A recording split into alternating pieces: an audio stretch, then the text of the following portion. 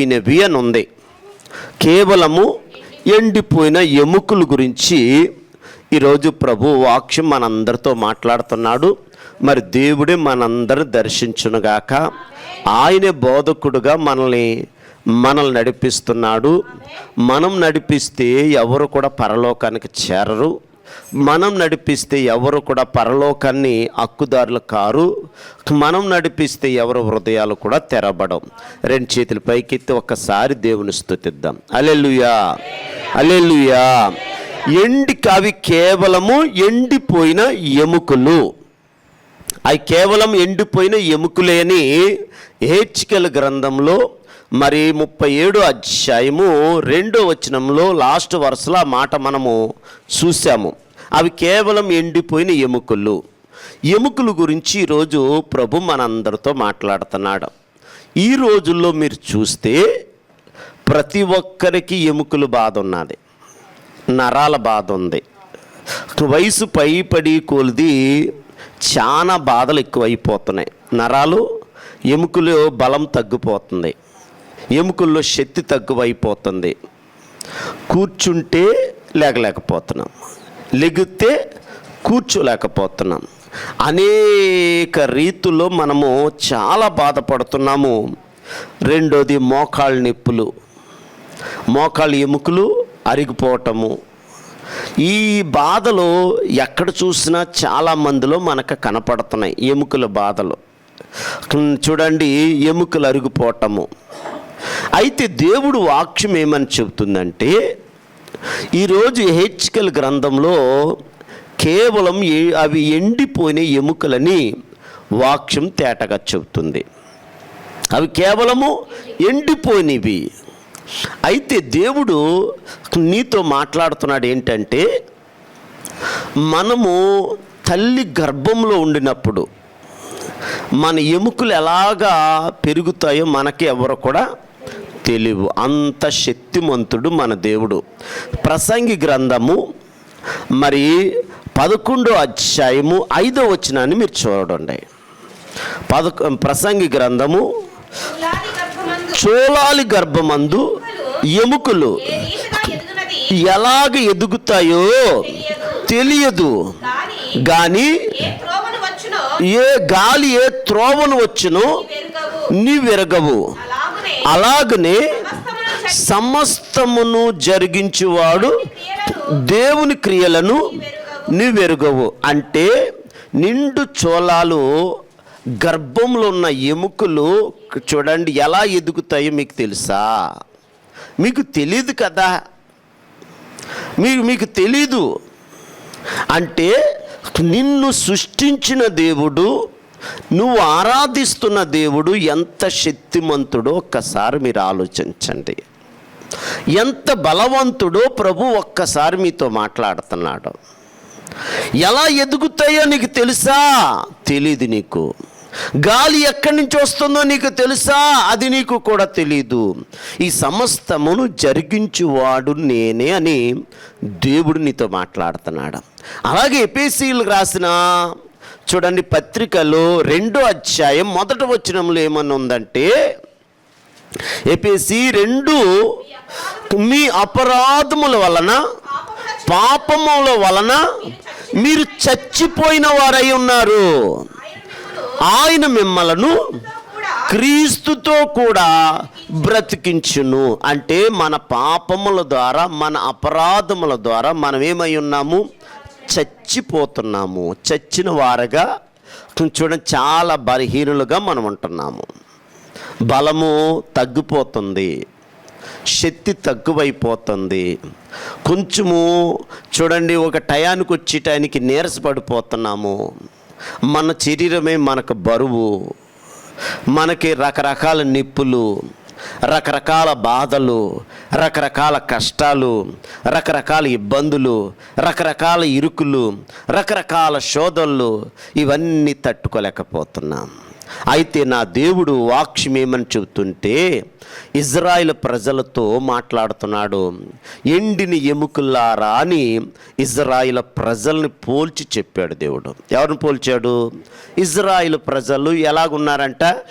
ఎండిపోయిన ఎముకలుగా ఉన్నారు. ఈరోజు సంఘాలు, విశ్వాసులు, సేవకులు చాలామంది ఇలాగే ఉన్నారు. ఎలాగున్నారు? జీవము లేదు, చిగురు లేదు, ఆత్మీయత లేదు, ప్రార్థన లేదు, సంఘ సావాసం లేదు, దేవుని సావాసం లేదు, దేవునితో ఉండటం లేదు.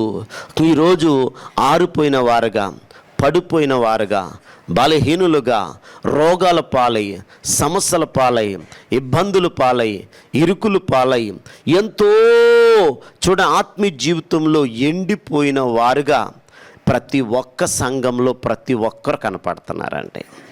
ఈ రాకడ దినాల్లో మీరు చూడండి, బుద్ధి లేని కన్నికలు ఎక్కువ ఉన్నారు, కానీ బుద్ధి కలిగిన కన్నికలు చాలామంది తక్కువ ఉన్నారు. మేము చాలామంది అంట మా సంఘం కరెక్ట్ అంటారు. అలాగ అన్నీ ఏ బోధకుడు నువ్వు నమ్మొద్దు. మా సంఘం ఎత్తబడతాదని నేను చెప్పినా అస్సలు నువ్వు నమ్మొద్దు. ఏ సేవకుడు చెప్పినా నమ్మొద్దు. అంటే ఇప్పుడు నీ ఎముకలు ఎండిపోయినాయో, నీ ఆత్మీయ జీవితం ఎండిందో, నీ ఆత్మీయ జీవితం చిగురించిందో, అది నీకు నీ దేవుని సంబంధం.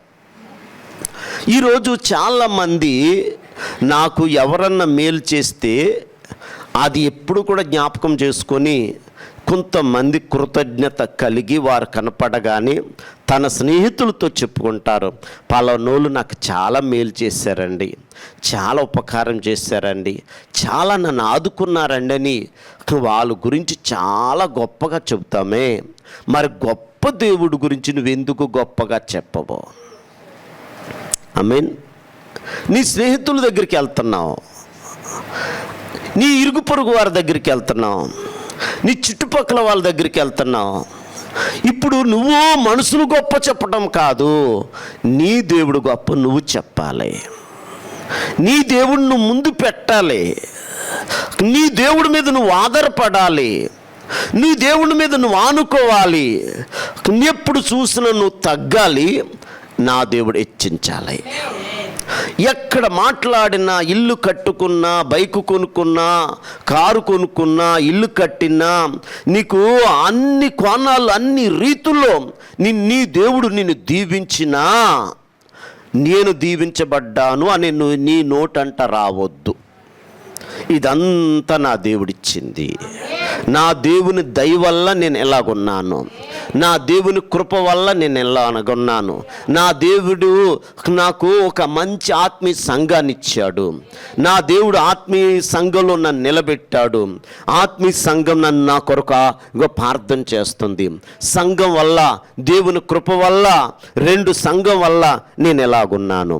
మహిమ నా దేవునికి రావాలి, ఘనత నా దేవునికి రావాలి, ప్రభావాలు నా దేవునికి రావాలి, కేవలం నీ మాటను బట్టే. ఎక్కడ కూడా మాటలు గర్వం లేకుండా, మాటలు హెచ్చింపు రాకుండా, ఎప్పటికప్పుడే చూసుకునే ఒక చిగురులాగా నువ్వు మండాలి. ఇప్పుడు ప్రభు ఆత్మ నీతో మాట్లాడుతుంది. ఇజ్రాయేలు ప్రజల్ని దేవుడు ఎక్కడ చూడండి వారి గురించి మాట్లాడుతున్నాడు. యెహెజ్కేలుని ఒక ఎండిపోయిన ఎముకల లోయలోకి దేవుడే యెహెజ్కేలుని ఏం చేశాడు? తీసుకుని వెళ్ళాడు. తీసుకుని వెళ్ళి అక్కడ నిలబెట్టాడు. ఎక్కడ నిలబెట్టాడు? అక్కడ నిలబెట్టాడు. ఎక్కడ నిలబెట్టి ఎండిపోయిన ఎముకలు ఆమేన్ చిగురించబడతాయా? ఎండిపోయిన ఎముకలు బ్రతుకుతాయా, బ్రతకవా? అస్సలు చెప్పు అన్నాడు. అయితే ఈరోజు ఆ దేవుడే నిన్ను ప్రశ్నిస్తే నువ్వేం చెప్తావు? అదే మాట నీతో మాట్లాడితే నువ్వేమి చెప్తావు? అయ్యా నువ్వేం చెప్పాలంటే, అయ్యా నా శక్తి ద్వారా ఈ బ్రతకవు, నా బలము ద్వారా ఈ బ్రతకవు, నా ద్వారా వీరు చిగురించబడరు, నా ద్వారా వీరు స్వస్థత పొందరు, నా ద్వారా వీరు విడుదల పొందరు, నా ద్వారా వీరు ఇల్లు కట్టలేరు, నా ద్వారా వీళ్ళ పెళ్ళిళ్ళని చేయలేను, నా ద్వారా వీళ్ళ బ్రతకలేదు, నా ద్వారా వీళ్ళు జీవించలేరు, నా ద్వారా ఏమి జరగదు, నేను జీరో, నువ్వొక్కడవే చెయ్యగలిగిన వాడవని యెహెజ్కేలు చెప్పినట్లు నువ్వు దేవునికి చెప్పాలి. ఈరోజు అలా చెబుతున్నామా? లేదు. ఇదంతా నేనే చేశాను, నా బలం బట్టి, నా తెలివిని బట్టి, నా జ్ఞానం బట్టి నేనే చేసేసాను చూడు అని నిన్ను నువ్వు చూపించుకుంటున్నావు. కాదు, చూపించుకోవద్దు. అది గర్వానికి, నాశనానికి. అది సాతాను నీ లోపల వెళ్ళి నిన్ను గర్వాన్ని తీసుకొస్తున్నాడు. వద్దు, ఆ మాట వద్దు. ఏ పనన్నొచ్చి ఇది అయ్యా నా కుటుంబం ఎలాగున్నదంటే, నేను ఎలా ఉన్నానంటే నన్ను బట్టి కాదయ్యా, అది కేవలం నీ కృపయ్యా. అయ్యా నా కుటుంబాన్ని, నా పిల్లల్ని ఇంకా దీవించయ్యా. నిత్యము నా కుటుంబము నిత్యము నీ సన్నిధిలో నివాసం చేయాలయ్యా అని దావీదులాగా తగ్గించుకో. రాజైన దావీదు తగ్గించుకునేటట్లు నువ్వెందుకు తగ్గించుకోవు? ఈరోజు తగ్గింపు లేదండి, హెచ్చింపేనండి విశ్వాసులో కనపడుతుంది, హెచ్చింపేనండి సేవకుల్లో కనపడుతుందండి. వద్దు, ఎవరు నేను హెచ్చించుకోవడానికి నేను సరిపోనమ్మా. దేవదూతలు హెచ్చించుకోలేదు. దేవదూత వచ్చి మనోహ భార్య దగ్గరికి వచ్చి ఆ దేవదూత అంటుంది, అయ్యా దేవదూత వచ్చి ఆ దేవదూతతో మనోహ భార్య ఇద్దరు చెబుతున్నారు. ఏమని చెబుతున్నారంటే, అయ్యా నువ్వు మళ్ళా వచ్చావు, మాకు చాలా సంతోషం ఉంది. ఇన్ని రోజులు మేము ఎదురు చూసాము గర్భఫలం గురించి, మాకు గర్భఫలము ఇంకా కలగదోమని నిరాశ బాధతో ఉన్నాము. కానీ నువ్వు వచ్చి మాకు గర్భాన్ని ఇస్తానన్నావు. అయితే మీకు మేము ఏమి ఇవ్వలేము, కానీ అయ్యా మిమ్మల్ని మేము సన్మానం చేసుకుంటామయ్యా అన్నారు. ఏమన్నారండి? మనం అయితే వంగిపోయి, అయ్యా నాకు దండలేస్తారా లేకపోతే సాల్వలు కప్పుతారు చెప్పండి అంటాం. కరెక్టే కదండి? మీరే చెప్పండి. అంటామన్నమా? పైకి ఏదో మాట అంటాము, వద్దులయ్యా ఏం కాదు నాకెందుకయ్యా సన్మానం అంటాం, లోపల మాత్రం సన్మానం చేయించుకోవాలని ఉంటుంది. ఎవరికి? నరుడు. కానీ దేవదూత అంది, అయ్యా సన్మానం నాకెందుకయ్యా, నాకెందుకు ఈ పనికిమాల సన్మానాలు, నాకొద్దు. సన్మానం చేస్తే నా దేవునికే సన్మానం చేయన్నదే. అయ్యా సరే, కానీ నీ పేరు చెప్పయ్యా. ఈరోజు నా పేరు చెప్పకపోతే చాలామంది కోపాలు వచ్చేస్తున్నాయి. ఎవరికండి? వస్తున్నాయా రావట్లేదా? కానీ దేవదూత నా పేరు నీకొద్దు, నీకు అనవసరం అంది. మరి ఎక్కడ చూసినా ఆ సర్వశక్తిమంతుని యేసుని హెచ్చించింది. కానీ ఆ దేవదూత ఈ దేవదూత ముందు పెట్టుకోలేదు, దేవుని ముందు పెట్టుకుంది. ఈరోజు మనము పరలోకం చేరాలన్నా, భూ సంబంధమైన ఆశీర్వాదాలు మన ఇంట్లో అబ్రహాం ఇల్లు ఇరుకుగా అయిపోయినట్లు మన ఇంట్లో ఇరుకు ఆశీర్వాదాలు మన ఇంట్లోకి రావాలన్నా నువ్వు ఎలాగుండాలండి? దేవుని ముందు పెట్టుకో, దేవుని ముందు పెట్టుకో, ఎవరి ముందు పెట్టుకో. ఈ మనుషుల ముందు పెడతావా? పెడితే ఫస్ట్ నీ గురించి బాగానే చెబుతారు. ఎవరో నీ ముందే బాగా చెబుతారు, నీ వెనకాల తాటాకులు కడతారు. నీ ముందు అబ్బబ్బబ్బబ్బబ్బా అయ్యి బాబోయ్ పొగిడింపుకు పడిపోవద్దు. అది క్రైస్తవుడి జీవితం కాదు. అలాంటి పొగిడింపులకు పడిపోయిన వాళ్ళు చాలామంది ఉన్నారండి. వద్దు, మనం అది తగదు మనకి. దేవుడు ఆత్మీయ బిడ్డలకి అది అస్సలు తగదు. ఎవరికి తగ్గుతుంది? ఎండిపోయిన వారికి తగ్గుతుంది, ఆరిపోయిన వాళ్ళకి తగ్గుతుంది, సంఘ సావాసం లేని వాళ్ళకి తగ్గుతుంది, నరకానికి పోయిన వాళ్ళకి అది తగ్గుతుంది. కానీ పరలోకం పోయిన వాడికి అది తగదు, బాప్తిసం పొందిన వాళ్ళకి తగదు, సంఘంలో నిలబడిన వాడికి తగదు, దేవుని అంటుకట్టుకున్న వాడికి తగదు.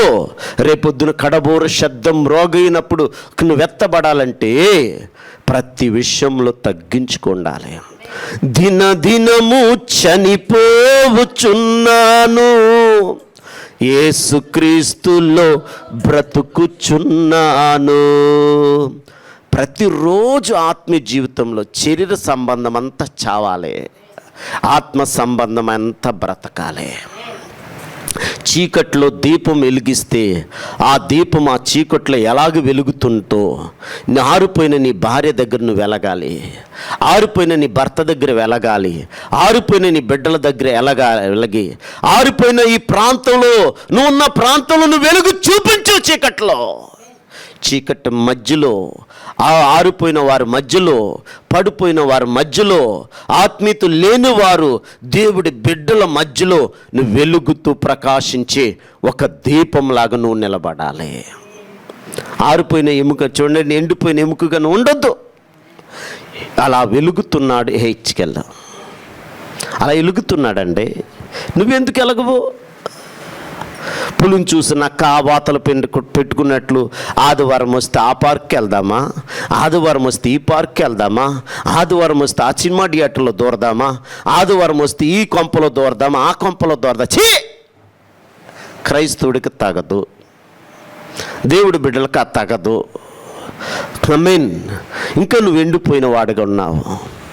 నా దేవుని కొరకు నువ్వు నిలబడితే నా దేవుడు సర్వశక్తిమంతుడు.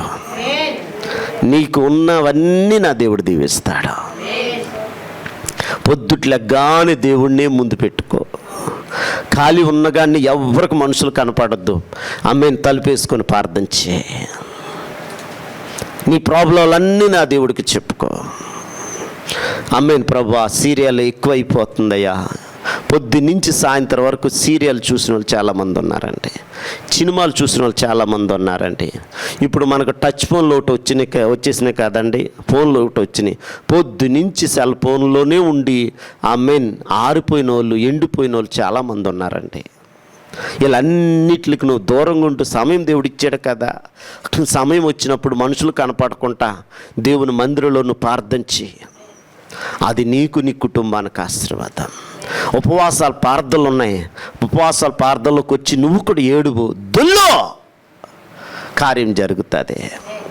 సన్నిధి విడిచిపెట్టకండి. అది అజ్ఞానుడు కలిగిన వాళ్ళ లక్ష్యం. నీవు దేవునితో అంటుకట్టకపోతే, సంఘంతో నువ్వు అంటుకట్టుకొని ఉండకపోతే కార్యం జరగదండి. ఈరోజు చాలామంది ఏమంటారు తెలుసా? ఆదివారం క్రైస్తవులుగా ఉంటున్నాము, ఐదవుడికి కార్యాలు జరుగుతులేదు, మళ్ళీ మిగతా టైంలో వారు కనపడతల్లా. నువ్వు దేవుని ముందు పెట్టుకో, కార్యాలు ఆయన చేస్తాడు. ఆమేన్. నువ్వు అనుకునే కార్యాలు, నీ అప్పులు, నీ సమస్యలు, నీ ఇరుకులు, నీ ఇబ్బందులు అన్నీ ఆయనే చేస్తాడు. నీ భార్య ఏం చేయలేదు, నీ భర్త ఏం చేయలేడు, నువ్వేం చేయలేవు, నేనేం చేయలేం, సర్వ మానవాళి ఎవరేమి చేయలేరు. ప్రతివాడు బలహీనుడే. అది గుర్తుపెట్టుకో. నువ్వు బలహీనుడివే. కొంతసేపు కనబడి అంతలోని మాయమయ్యే ఆవిరి వంటిదిరా ఈ జీవితం. లోకాన కాదేది శాశ్వతం. కొంతసేపు కనబడి అంతలోని మాయమయ్యే ఆవిరి వంటిదిరా జీవితం. లోకాన కాదేది శాశ్వతం. మనం ఎంత బలహీనం అంటే, కొంతసేపు కనబడి అంతలోనే మాయమైపోయి ఆవిరితో పోల్చాడు మన దేవుడు. అయినా కానీ దేవుడు అంటున్నాడు, ఈ భూమి మీద ఉన్నప్పుడు నీవు నీ తండ్రితో, ఒక తల్లి ఒక చిన్న బిడ్డ తండ్రిని అడిగినట్లు, తల్లిని అడిగినట్లు నువ్వు నన్ను అడుగు, నా దగ్గరికి రా, నువ్వు మోకాళ్ళి మనుషులందరికి దూరం అయిపో, నాకు దగ్గర అయిపో. ఆమేన్. నువ్వు నన్ను అంటుకట్టుకో, ద్రాక్షవల్లి తీగను అంటుకట్టుకున్నట్లు నువ్వు నన్ను అంటుకట్టుకో, నేను నిన్ను వ్యాపింప చేయబోతున్నాను. నీ సమస్యలు, నీ అప్పులు నా మీద, నా భుజం మీదే. నీ కొరకు ప్రాణాన్నే నా భుజాల మీద వేసేసుకున్నాను. నీ పాపాన్నే నా భుజాల మీదకి వచ్చేసినాయి. నీ శాపమంతా నా భుజాల మీదకి వచ్చింది. ఆఖరికి నేను ఎంత ప్రేమించాను నేను చూపించాను మీకు. సర్వ కోట్ల భూమి మీద ఉన్న కోట్ల ప్రజలకి నేను చూపించాను ఆ ప్రేమను. ఇంత ప్రేమ కలిగిన నా దేవుడు, నీ దేవుడు, మనందరి దేవుడు నీ అప్పు దేవుడు తొలగించడా? నువ్వు నిలబడితే నీ అప్పు దేవుడు తొలగించడా? నేను నిలబడితే నీ కుటుంబాన్ని దేవుడు దీవించడా? నువ్వు నిలబడితే నీకు సొంత గృహాన్ని ఇవ్వడా? నువ్వు నిలబడితే నీ బిడ్డలు మార్చడా? నువ్వు నిలబడితే నీ కుటుంబాన్ని ఒక వైభవంగా మార్చలేడా?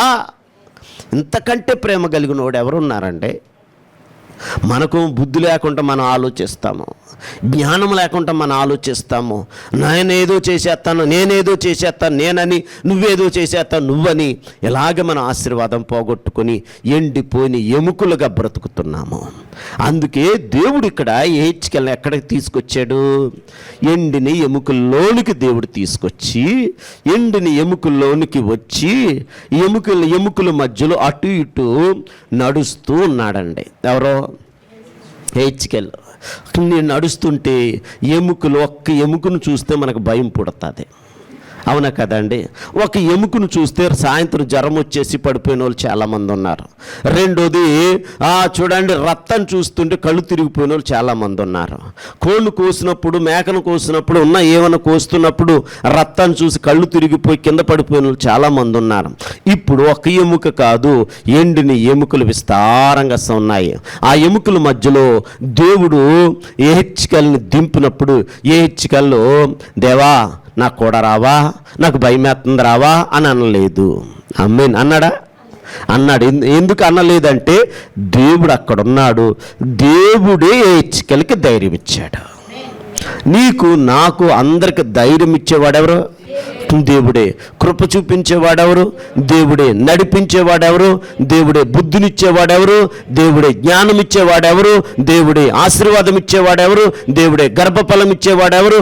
దేవుడే. భూఫలాన్ని ఇచ్చేవాడెవరు? దేవుడే. ఇల్లునిచ్చేవాడెవరు? దేవుడే. భార్యనిచ్చేవాడెవరు? దేవుడే. భర్తనిచ్చేవాడెవరు? దేవుడే. పిల్లల్నిచ్చేవాడెవరు? దేవుడే. అన్నీ ఆయనే. మరి ఆయన అన్నీ అంటుంటే ఆయన దగ్గరికి నీ కొడుకుని నడిపించవు, ఆయన దగ్గరికి నీ కూతురు నడిపించవు, ఆయన దగ్గరికి నీ భర్తను నడిపించవు, ఆయన దగ్గరికి నీ భార్యను నడిపించవు. ఆయన సన్నిధిలో మనం ఎందుకు నిలబడతల చెప్పండి? ఈరోజు ఆశీర్వాదాలు ఎందుకు పోగొట్టుకున్నామంటే మనం నిలబడతలేదు కాబట్టి. అందుకే దేవుని ఆత్మ ఈరోజు ఏమని చెబుతుందంటే, ఎండిన ఎముకల మధ్యలో ఇటు అటు సంచరిస్తూ తిరుగుతున్న హెచ్కెల్ని దేవుడు ఏమన్నా అంటే, హెచ్కెలు ఈ ఎండిన ఎముకలు బ్రతకగలవా అని అన్నాడు. అప్పుడు ఇందాక చెప్పాను కదా, దేవదూత ఎక్కడన్నా హెచ్చించుకుందా? లేదు. ఎక్కడన్నా కొంచెమన్నా ముందేమన్నా పెట్టుకుందా? లేదు. ఈరోజు చాలామంది ఆత్మీయ స్థితిలో నా దేవుడు ఈరోజు మండే క్రైస్తవులుగా మనం ఉండాలి. దేవుని ముందు పెట్టి దేవదూతలాగా మనం ఉండాలి. దేవుని ముందు పెట్టి హెచ్కెల్గా మనం మారాలి. యేసులో ఉన్న తగ్గింపు, యేసులో ఉన్న గుణలక్షణాలు, యేసయ్యలో ఉన్న సౌందర్యము, యేసయ్యలో ఉన్న స్వరూపాన్ని ఈరోజు సంఘం పొందుకుంటేనే సంఘం ఎత్తపడుతుంది, లేకపోతే ఎవరు ఎత్తపడరండి. ఆమేన్. రోజు కష్టపడాలి. రోజు నీ పనులు ఎలా చేసుకుంటావు పొద్దుట్లెగ్గానే అలాగే దేవుడి కొరకు నీ హృదయం శుద్ధీకరించబడేటట్లు దేవుడి కొరకు ఎప్పటికప్పుడే నీ శరీరాన్ని ఎలాగ తోముకుంటావో, ఆమేన్, అలాగే లోపలున్న పాపాన్ని ఎప్పటికప్పుడే తోముకోవాలి, మనం కడుక్కోవాలి, మనం శుద్ధీకరించుకోవాలి. గర్వం వస్తుందా? అసూయ వస్తుందా? స్వార్థం వస్తుందా? మాటల్లో పడిపోతున్నానా? సూపుల్లో పడిపోతున్నా? ఎక్కడన్నా నేను హెచ్చించుకుంటున్నానేమో? ఎప్పటికప్పుడు సరిచేసుకుని దినము యేసయ్య స్వరూపం మనం పొందుకోవాలి. సంఘం వాళ్ళల్లోనే దేవుడు ఉంటాడు. దేవుడు లేని వాళ్ళందరూ హెచ్చించుకుంటారు, దేవుడున్న వాళ్ళందరూ తగ్గించుకుంటారు. ఇప్పుడు దేవుడు హెచ్కెల్ని అడిగినప్పుడు అవి బ్రతకగలవా అంటే హెచ్కెల్ అంటున్నాడు, అయ్యా అవి బ్రతుకుతాయో లేవో నాకు తెలీదు, అది నీకే తెలుసయ్యా. నీకు తెలిస్తే చాలు. నాకు తెలిసినంత మాత్రాన అవి బ్రతకవు. నువ్వు అవి బ్రతుకుతాయని నీ నోటంటూ వస్తాయి, బ్రతుకుతాయి. ఆమేన్. అడగండి. నీ కూతురు మారలేదా? నీ కుమార్తె మారలేదా? నీ కుమారుడు మారలేదా? కుటుంబంలో ఎవరు మారలేదా? ఇంకా నీ బంధువులు ఎవరు మారలేదా? వారు ఎండిన ఎముకల్లాగా ఉన్నారా? లేకపోతే నువ్వు ఎండిన ఎముకల్లాగా ఉన్నావా? ఒకళ్ళు విడవబడిపోతావేమో, ఎక్కడన్నా పడిపోతున్నావేమో, ఎక్కడన్నా దిగజారిపోతున్నామేమో, విలువైన సమయం పోగొట్టుకుని ఎక్కడన్నా నిలబడుతున్నావేమో. అడుగో. ఎండిపోయిన వాడు ప్రార్థన చేయడండి, ఎండిపోయిన వాడు ఉపవాసం ఉండడండి, ఎండిపోయిన వాడు సంఘంలో నిలబడడండి, ఎండిపోయిన వాడు దినము ఎన్నో కష్టాలు బాధలు పడతాడు. ఈరోజు నా దేవుడి 3వ రోజు ఉపవాసంలో నువ్వు ఎండిపోయిన ఎముకగా ఉండకూడదు, ఎండిపోయిన ఎముకగా ఉండకూడదు. ఎండిపోయిన ఏ వ్యక్తి ఆ కుటుంబానికి నిష్ప్రయోజనము. ఎండిపోయిన ఎముక ద్వారా, ఎండిపోయిన ఇగో క్రైస్తవుడి ద్వారా ఈ కుటుంబానికి ఆశీర్వాదం ఉండదండి. అందుకే ఈరోజు ఉపవాసం ఉండి ఈ 3 రోజు దేవుడినితో మాట్లాడుతున్నాడంటే సంఘంలో ఎవరు కూడా ఎండిపోయే వరకు ఉండకూడదు. అన్ని విషయంలో చిగురించి క్రైస్తవుడిగా మార్చబడునుగాక, మార్చబడునుగాక. పరిశుద్ధాత్ముడే నీతో స్పష్టంగా ఇప్పుడు మాట్లాడుతున్నాడు. అప్పుడు దేవుడు ఏమన్నాడు చూడండి, హెచ్కెళ్ళు ఇవి బ్రతుకున్నట్లు పరిశుద్ధాత్మ దేవుడు మనతో మాట్లాడుతున్నాడు. ఇక్కడ 3వ అధ్యాయము, ఆయన నరపుత్రుడా ఏమన్నాడు? హెచ్కెలో అని అనలేదు. అన్నాడా? పేరు పెట్టి పిలిచాడా? అంటే నువ్వెంత గొప్ప ప్రవర్తవైనా, ఎంత గొప్ప బోధకుడివైనా, ఎంత గొప్ప పాటలు పాడేవాడివైనా, ఎన్ని ప్రవచనాలు చెప్పేవాడివైనా, ఎంత చూడండి ఎలాంటి వాడివైనా, భూమి మీద ఉన్న ప్రతి వారు నరపుత్రులమే. ఎవరండి మనము? నరపుత్రులము. ఆయన హెచ్కెలో అని అనలేదు. ఏమన్నాడు? నరపుత్రుడా అన్నాడు.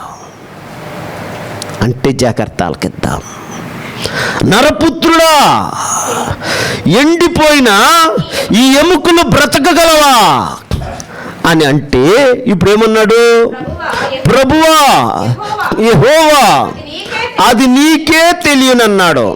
అప్పుడు ఏమన్నాడు చూడండి, అందుకు ఆయన ప్రవచనమెత్తి, 4వ వచనం, ప్రవచనమెత్తి ఎండిపోయిన ఎముకలారా యెహోవా మాట ఆలకించుము. ఈ ఎముకలకు ప్రభువైన యెహోవా సెలవిచ్చినదేమనగా, నీవు బ్రతుకున్నట్లు మీలోనికి జీవ ఆత్మను రప్పించుచున్నాను. ఎండిపోని ఎముకలారా అని యెహోవా మాట ఆలకించు. దేవుని వాక్యాన్ని విను అంటున్నాడు. దేవుని వాక్యాన్ని విను. నేనే వాక్యము, వాక్యమే నేను అన్నాడు ఆయన. అంటే ఇప్పుడు వాక్యం వింటే ఏమొస్తుంది? నీలో జీవం వస్తుంది, నీలో శక్తి వస్తుంది. ఎండిపోయిన ఎముకలు గడగడగడ వణుకుతున్నాయి. ఆమేన్. ఎండిపోయిన ఎముకలు ఏమొచ్చేసిందండి? జీవం వచ్చింది, జీవాత్మ వచ్చేసింది. జీవాత్మ వస్తే ఇప్పుడు ఎండిపోయిన ఎముకలన్నీ ఆమేన్ పరిగెత్తుకొని వచ్చి అతుక్కుంటున్నాయి. ఒక్కదానికొకటి అతుక్కుంటుంది. ఆమేన్. నరాలు వచ్చేసినాయి, మాంసం వచ్చేసింది, ఆమేన్, శరీరం వచ్చేసింది. వాటిల్లోకి ఎముకలు శక్తి పొందుకున్నాయి. ఈరోజు నువ్వు ప్రార్థన చేస్తుంటే నీ ఎముకలు కూడా బలం పొందుకుంటాయి, నువ్వు శక్తిని పొందుకుంటా. నీ బలం తగ్గదు. మోషే బలం తగ్గిందా? ఆమేన్. ఇప్పుడు నీ బలం ఎందుకు తగ్గుతుంది? నువ్వు ప్రార్థన చేసుకోలేదే బలం పుంజుకుంటా. ఏం లేగా, ఎప్పుడు చూసినా పడుకునేవాడు ఉండకూడదు. మోకాళ్ళేసి ప్రార్థన చేయి. ఆకాశం వైపు చేతులెత్తి దేవుని శక్తిని పొందుకో. మోషే ఆకాశ మోకాళ్ళ మీద ఉండి ఆకాశం వైపు నా తండ్రి దేవుడి వైపు చేతులు పైకెత్తుతుంటే ఆకాశం నుండి శక్తి దిగి వచ్చేసేదంటే ఇజ్రాయిల్ అందరి మీద శక్తి దిగి వచ్చేసింది. ఇప్పుడు యుద్ధము ఇజ్రాయిల్ చేయట్లేదు, కానీ దేవుడు వారి పక్షంగా యుద్ధం చేస్తున్నాడా. ఆమేన్. అంటే ఉపవాసంలో ఎంత శక్తి ఉందో, ప్రార్థనలో ఎంత శక్తి ఉందో, మోకాళ్ళ మీద ఉండటం ఎంత శక్తి ఉందో, ఆకాశం వైపు చేతులు ఎత్తటం ఎంత శక్తి ఉందో మీరు తెలుసుకోండి. నీకు తెలియకుండానే నీ బిడ్డలకు బుద్ధి వస్తుంది, నీకు తెలియకుండానే నీ బిడ్డలకు జ్ఞానం వస్తుంది, నీకు తెలియకుండానే నీ బిడ్డలు ప్రయోజకులు అవుతారు. అందుకే ప్రభు ఆత్మ నీతో స్పష్టంగా మాట్లాడుతుంది. ఎండిపోయిన ఎముకలుగా తల్లి ఉండకూడదు, తండ్రి ఉండకూడదు, బిడ్డలు ఉండకూడదు. ఆ ఎండిపోయిన ఎముకలను చూసి దేవుడు బాధపడకూడదు. ఎందుకంటే నువ్వు నీ సొత్తు కాదు, నిన్ను ఆయన రక్తమిచ్చి ప్రాణమిచ్చి కొనుక్కున్నాడు. ఆయన సొత్తు కాబట్టి ఆయన మాట మనము వినాలి. ఇదిగో ఇక్కడ ఇజ్రాయేలు ప్రజలతో దేవుడు చెబుతున్నాడు, యెహోవా అదిగో చూడండి, యెహోవా ఇలాగా చెలవిస్తున్నాడు. దేవుడి మాట విను అన్నాడు. దేవుడి మాట వినండి ఎముకలారా అన్నాడు. అవన్నీ ఏమైపోయినండి, చిగురించబడ్డాయి. జీవాత్మ వచ్చేసింది. ఈరోజు నా దేవుడు నీతో మాట్లాడుతున్నాడు. నువ్వు ఎప్పుడు చూసినా క్రైస్తవుడిగా దేవుని బాధ పెట్టేవాడు ఉండకూడదు. వెలుగుతూ ఉండవు, ప్రకాశిస్తుండు, నువ్వు ప్రార్థన చేస్తుండు, నువ్వు నిలబడుతుండు. నీకు అడ్డుకున్నాయన్ని దేవుణ్ణి తొలగించమని అడుగు. నీకున్న పాపాన్ని దేవుడు దూరం చేయమని అడుగు. ప్రభా, ఈ పాపాన్ని చేయలేకపోయినా నేను నాయనా పాపంలోనే పడిపోతున్నాను, ఈ పాపంలోనే నాయనా జీవిస్తున్నాను, ఈ పాప మాటలు నాకు వద్దయ్యా, నేను ఎండిపోతున్నాను, నా ద్వారా కుటుంబం ఎంతో బాధపడుతుంది, నా ద్వారా కుటుంబంలో ఎన్నో ఇబ్బందులు, అయ్యా దయచేసి నేను ఎండిపోయానయ్యా, దయచేసి నాలో ఎండిన జీవితం తొలగించు, నేను ఉపవాసం ఉన్నాను, నా ఆత్మీయ జీవితాన్ని చిగురించు, నా ఆత్మీయ జీవితం ఫలభరితంగా ఉండాలి, నా ఆత్మీయ జీవితము నాయన ఒక చెట్టులాగా స్థిరత కలిగి సంఘంలో నేను నిలబడాలి, అటు కృప నా కుమ్మని ఈ రోజన్నా నువ్వు అడుగుతావా? ఈ రోజన్నా ఆత్మీయ జీవితంలో ఆత్మీయంగా నువ్వు ప్రార్థన చేస్తావా? భూ సంబంధమైన ప్రార్థన తొలగించమని అడుగు, ఆత్మ సంబంధమైన ప్రార్థన నాకు కావాలని అడుగు. అందుకే దేవుని ఆత్మనితో మాట్లాడుతుంది. ఆత్మ సంబంధమైన కోరికలు, ఆత్మ సంబంధమైన ఆలోచనలు, ఆత్మ సంబంధమైన బుద్ధి, ఆత్మ సంబంధమైన జ్ఞానము, ఆత్మ సంబంధమైన నడిపింపు, ఆత్మ సంబంధమైన ఆలోచనలు, ఆత్మ సంబంధమైన ఇగో ఆత్మీయ శిఖరాలు ఎక్కాలని ఇదే తపన నీలో వచ్చునుగాక. ఎందుకంటే నువ్వు మండుతున్నా అంటే నీకు తెలియకుండానే జ్ఞానం నీలోకి వస్తుంది, నీకు తెలియకుండా నీకు బుద్ధి వస్తుంది, నువ్వు తెలియకుండానే నా దేవుని ఆత్మ నిన్ను నడిపిస్తుంటుంది. నీకు తెలియకుండానే తల్లి గర్భంలో నిండు సోలాలలో ఎముకలు ఎదుగునట్లు ఆత్మీయ జీవితంలో నువ్వు ఎదుగుతావా? మనకు తెలుసా? మన కడుపులో ఉన్న మన బిడ్డే మనకు తెలియదు ఎలా ఎదుగుతుందో, తెలుసా? అందుకే దేవుడు అక్కడ ప్రసంగి 11:5లో దేవుడు రాశాడు, నువ్వు నమ్మిన దేవుడు ఎంత శక్తిమంతుడో ఒక్కసారి ఆలోచించు, నువ్వు నమ్మిన దేవుడు ఎంత బలవంతుడు ఒక్కసారి ఆలోచించు. ఆ బలవంతుడు ఈరోజు నిన్ను చిగురించునుగాక, ఫలభరితంగా ఉంచునుగాక. అయ్యా నన్ను ఫలభరితంగా ఉంచండి, నేను ఎండిపోతే నాయనా అది నరకానికే, నేను ఎండిపోతే నా ద్వారా నాయన ఏది ఆశీర్వాదం నా కుటుంబానికి రాదు, అమ్మే నా ప్రాంతానికి రాదు, నా బంధువులకు రాదు, నాకు రాదు, సంఘానికి రాదు. నేను ఎండిన ఎముకలుగా ఉండకూడదు. ఈ 3 రోజుల్లో, ఈ 3వ రోజు ఉపవాసంలో మా నాయన చిగురించబడాలి, జీవాత్మను పొందుకోవాలి. అవి పోగొట్టుకున్న అన్ని మరలా చూడండి, దేవుడు కృపను బట్టి దేవుడు కరుణించి ఆ ఎండిన ఎముకలన్నిటికి ఏది పోగొట్టుకున్నారో, ఏది పోగొట్టుకున్నారో?